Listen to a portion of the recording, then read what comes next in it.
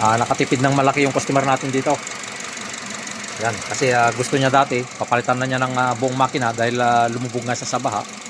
So ito, ayos na yung andar niya. Tahimik naman yung andar niya mga ka-GM. Observation na lang ito, tapos i-rotate natin yan. So yan, hindi pa naikabit yung ano niya rito, yung gulong niya, kasi nga hindi pa naayos tong kanyang fender dito, yung fender cover. So yan, ayos na, madali naman siyang pandarin, one click start. So, tapos ito ipapawashing ano na natin ito, papa-engine wash na natin dito sa labas.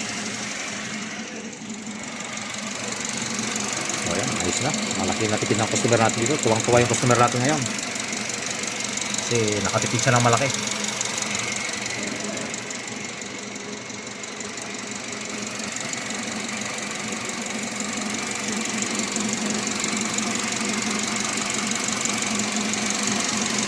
Ayos na, wala na siyang wala na siyang mga leaking.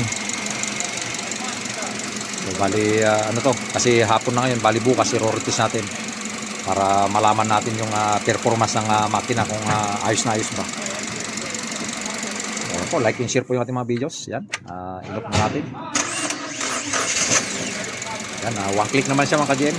I-start ulit ng kasama ko. Medyo mahina lang yung kanyang battery, palitin na.